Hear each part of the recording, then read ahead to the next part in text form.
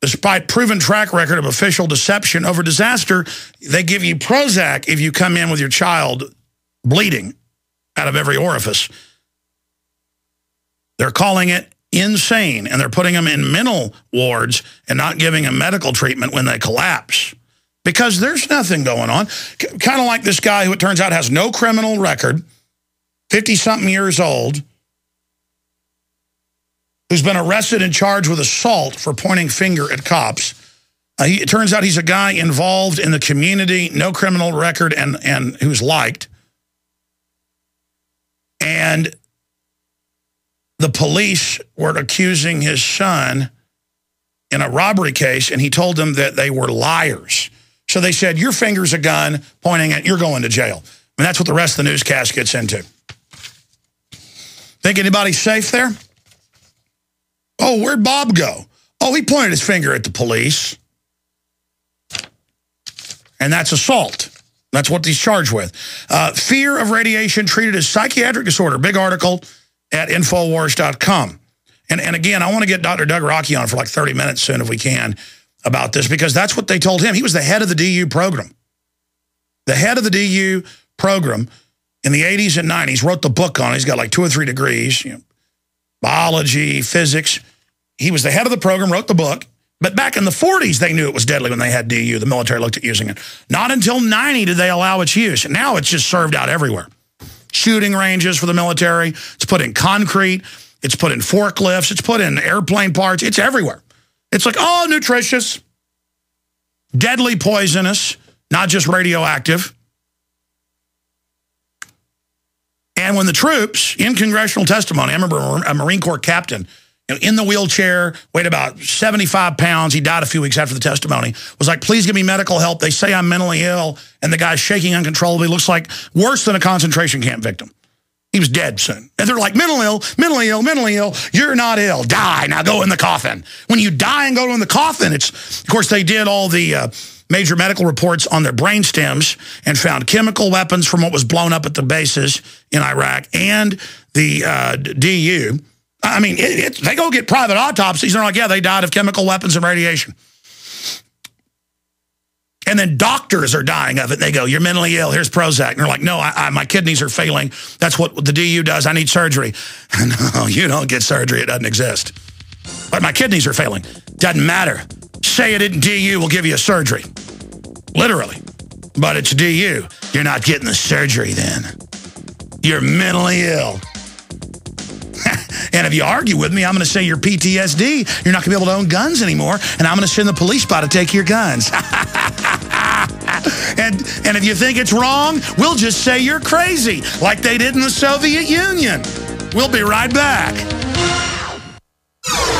Dr. Steve Pieczenik is going to be joining us coming up in the next segment. I'm going to be honest with you. I've started my super exercise regimen of running twice a day again. I went out of town for a few weeks and got off my exercise regimen and stopped losing weight and forgot to take my Tangy Tangerine and Pollen Burst. And for the last few weeks, I've been back on it, and I am so crazed right now. The combination of exercising and researching things and how crazy it's gotten is that I've gotten a bit crazed today. But if you're not upset, there's something wrong with you. I love that bumper sticker. If you're not upset, you're not paying attention. Dovetailed with the articles here, man arrested, charged with assault for pointing finger at cops. Disrespecting a police officer is now a felony crime, Infowars.com. Then I have these articles also from Infowars.com and Prisonplanet.com. And there's links to the Orange County Register. We're not joking about this. DHS, all the time people see our articles and they go, oh, this isn't true, not even looking at the links. No, it's true. DHS raids home to seize deadly hair straighteners. Federal agency founded to fight terrorism continues war on grooming appliances. The Department of Homeland Security, a federal agency created in the aftermath of 9/11 to fight terrorism, has continued its war on potentially deadly grooming appliances by raiding a home in the affluent Orange County city of Laguna Niguel to seize alleged counterfeit hair straighteners. By the way, I want to do this on the nightly news tonight. I know dudes and they're listening. I want to add this one report. This is how the nightly news turns into 2 hours every night. They've already got a bunch in there they're getting ready for. I want to go pull up the Fox News and AP article. The headline is $15 million fines for garage sale. And by the way, we think I'm joking. They actually have, it goes like 5,000 first fine, 100,000 next, million, then 15 mil. I'm not joking. Truth is more absurd than any Kurt Vonnegut novel that I could give you an anecdote from. And all over the place now, they're saying, oh, there's a lead toy. We've got a SWAT team. Or we're sending a Department of Education SWAT team, even though there is no one in a SWAT team legally there, to somebody's house because they didn't pay a student loan when there is no criminal statute involved. It's just all lawless craziness. Yeah, there it is. Yeah, 15 million. Yeah, I'm sorry, I said a million. Yeah, new government policy. In fact, if you scroll down, I can read them the headline. Thanks. New government policy imposes strict standards on garage sales nationwide. Americans who slap $1 price tags on their used possessions at garage sales or bazaars events risk being slapped with fines up to $15 million thanks to new government campaign. And that's from 3 years ago.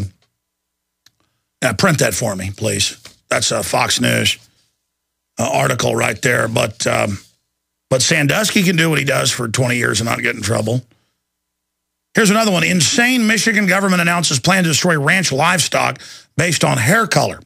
So instead of just getting citizens involved in a campaign to kill feral hogs, government is saying if your pig has any hair, we're going to kill it.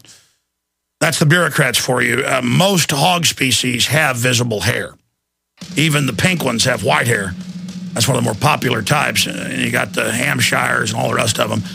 So that's being announced. And there's giant fines and felonies. So you got to kill all your pigs if they resemble what could be a feral hog. It's not feral, though. So we got that. Just the bureaucrats are coming. They're going to eat out our substances, the founders said. They're arming against us, and they're commanded by goblin creatures like Elena Kagan. All right, for the next 40 minutes or so, Dr. Steve Pieczenik is our guest, and I'm going to give you a review with Aaron Dykes of The Hunger Games. That is a dystopic predictive programming piece on Agenda 21 and what the establishment actually wants to establish. If you read the 96 Biological Diversity Assessment by the UN, not the redacted one online, but the actual hard copy, it's the society they're proposing. Truth is truly stranger than fiction. We're going to be going over the blockbuster film coming up. Now, Dr. Steve Pieczenik is an MD, PhD. He's an American psychiatrist, former State Department official, author, and publisher.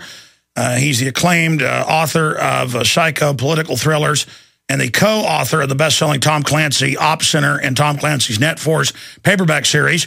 Trained in psychiatry at Harvard University and International Relations at MIT. His novels are based on over 20 years' experience resolving international crises and hostage situations for the Department of State for 4 administrations, and that's putting it lightly, also involved in overthrow of governments and assassinations and things like that. We'll never talk about it on air, but Steve Pieczenik's very interesting.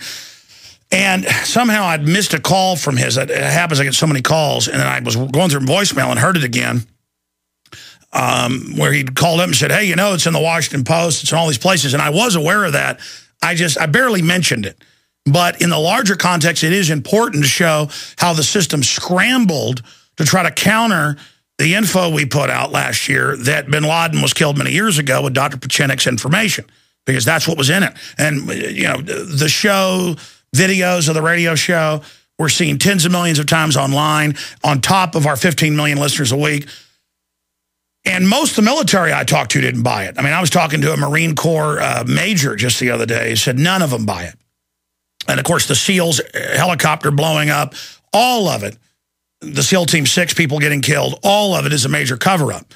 And the Stratford emails, it's basically a CIA front, so it looks like it's private intelligence, but highly connected to you know, kind of leak info out so they can say that the CIA isn't operating domestically, based here in Austin, was saying, oh my gosh, Alex Jones is terrible, he's crazy, Glenn Beck too.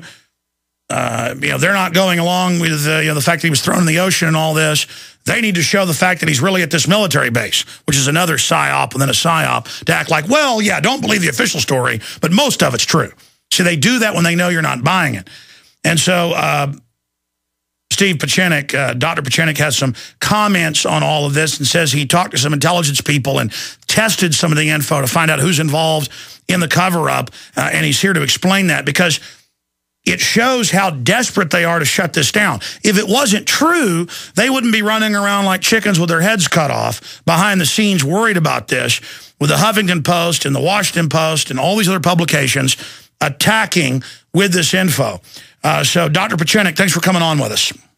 Oh, it's always a pleasure, Alex. I think this is your moment in history. I don't want to exaggerate, but basically what you said and what you asked me 10 years ago, what did I think about 9/11 and Osama bin Laden? And I told you, only you, that Osama bin Laden was dead. He had Marfan syndrome. So we know that medically. It started under Clinton. It was continued under Bush Jr. And, of course, this president, Obama, really exaggerated and lied completely along with Biden. But unfortunately, the entire military-industrial complex now, intelligence complex, is really in a series of self-destructive mode.